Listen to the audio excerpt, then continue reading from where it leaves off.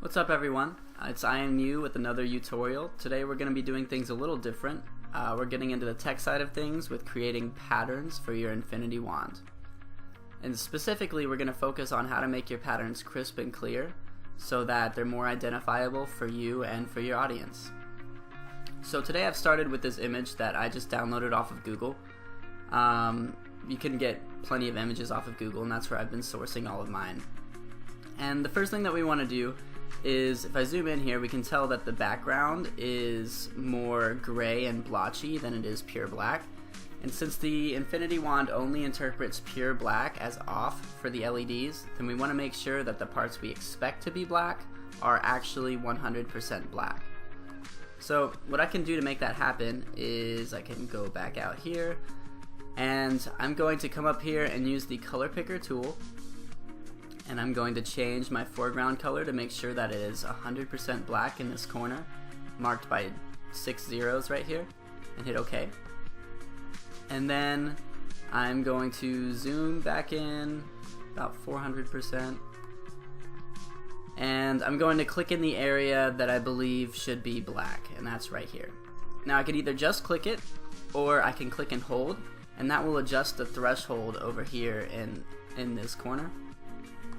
And basically what that does is it decides how similar of a color counts as your selection. In other words, if I move up, it will select less and less. If I move down, then it will select more and more. And you want to find the sweet spot for that, so it doesn't start eating into your actual colors, and so it selects all the black that you actually want. That looks like a little too... Actually, that should be okay. Let's see how that works. So I'm going to go up here to edit, fill with foreground color. And as you can see, that filled all of everything that was selected. I'll zoom back out to 50%, select none, and it looks like that did a pretty good job. As you can see, there's a lot more contrast in this image now, which is a plus, and that will help us along the way. So second thing I want to do is I want to make sure that I only have the piece of the image that is absolutely necessary. This will help things whenever we're sizing down, because the more image you have to size down, the blurrier it's going to get. So I'm going to go up here and I'm going to click as close to that as once. I love art versus science, and I love in this together. Great ideas, but they're not really going to come through on the wand, so I'm going to keep those out. That looks about even.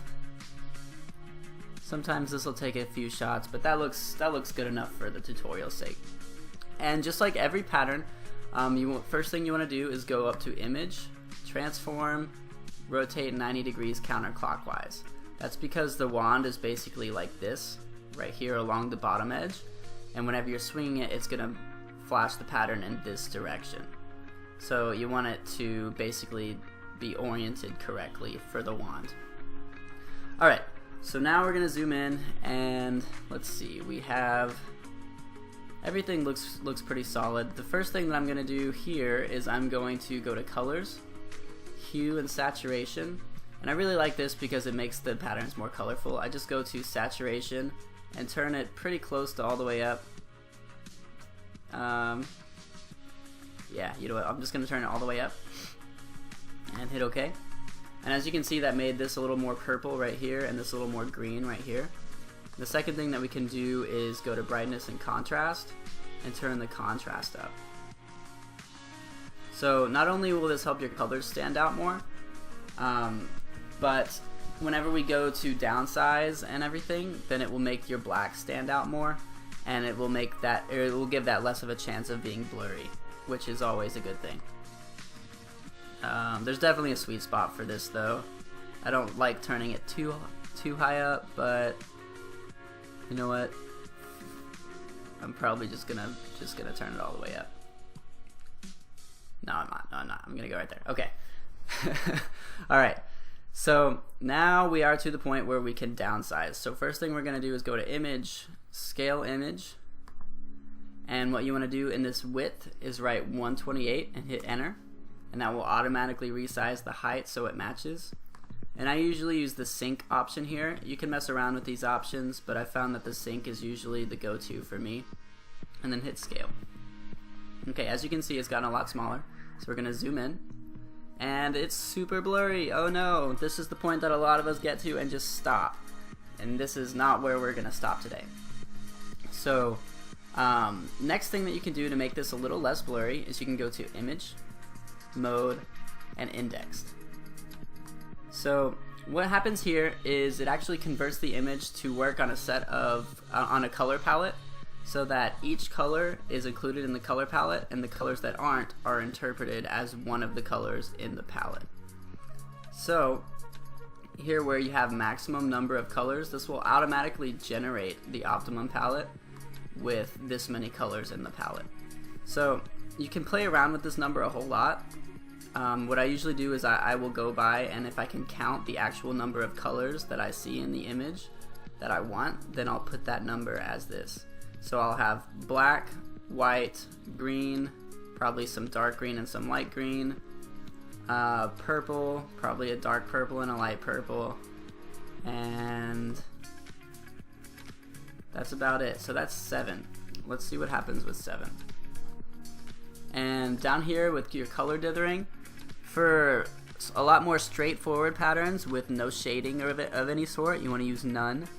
But with patterns like mine, with some sort of shading in it, like right here and right here, you want to use one of these two. I usually go for reduced color bleeding.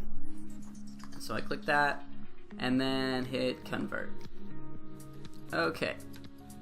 So as we see, it's converted. Our green is a little less vibrant, and our white is a little poopier here. So I'm going to undo, and then I'm going to mess with the optimum color right here until I get what I want. So I'm going to go back to 10 and see what happens.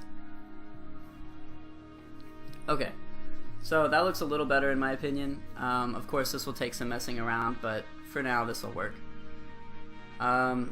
So the first thing that you want to do after you choose your color palette and you change it to index color is go up here to your color picker tool and click in the black. So 9 times out of 10 that won't be pure black, and we can tell it's not by this number right here. If it's not 0, 0, 0, 0, 0, 0, straight zeros, then it's not pure black. So obviously we have not pure black here.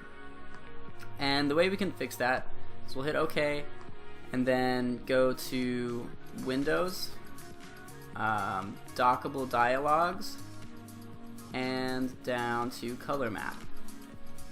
So this is our color map here. These are all the colors that we have included in our picture. And if we go to the one that looks closest to black, we can click it, and we see this is the same color that we were having a problem with in the background. That's not pure black. So all we have to do is drag this up to the black corner, see the pure zeros here, and hit OK. And then that will automatically change your background, all the things that are near black, to pure black. So we're going to go up here to our color picker tool again, click the background that's supposed to be black, and we see that it is pure black now. And that's exactly what we want. So hit OK. So now it just comes down to detailing. Usually what I use for this part is I'll go to the pencil tool and then change this size to 1. Bam. And then make sure your opacity is 100%, that your brush is just one of the circles. And one thing you can do if you have like jittery hands or you're not very good at dragging along the pixels you want is you can make smooth stroke and mess with these settings a little bit. I haven't messed with those settings, I just click smooth stroke, so we'll see what happens. I'm going to zoom in a little extra here, and I'm just going to go along the lines of this cube and probably over here to make sure that those lines are pure black, because I want those to show up in my pattern.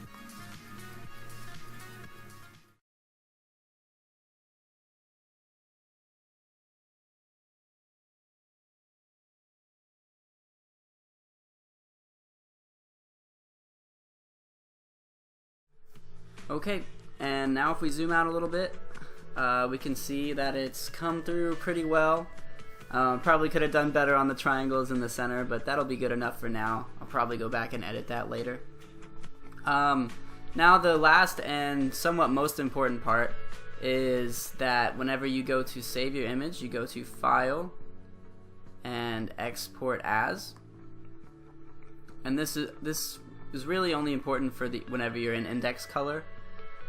What index color does for you is whenever we went to image and to mode, right here, and then change to index color, what that does for you is it will actually shrink the file size because there are a whole lot less colors involved in the image.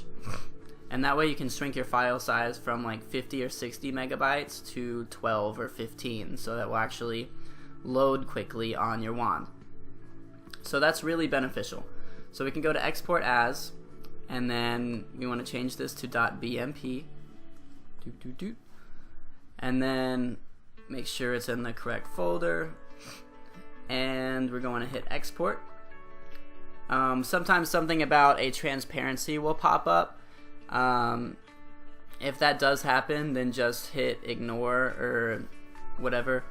And then so here, compatibility options, and make sure that this box is checked. If that box is not checked, it will not load on your infinity wand. It'll just flash red and go to the next pattern. So you want to make sure that this box is definitely checked, and then hit export. Okay, so that pattern is created and ready to go on the wand. I hope you guys enjoyed the tutorial, and I hope you gained a little bit from it. If you have suggestions for further pattern making tutorials or moves or anything, definitely just comment, share, let me know what you would like to see, and I'll see if I can get to it. Alright, thanks guys.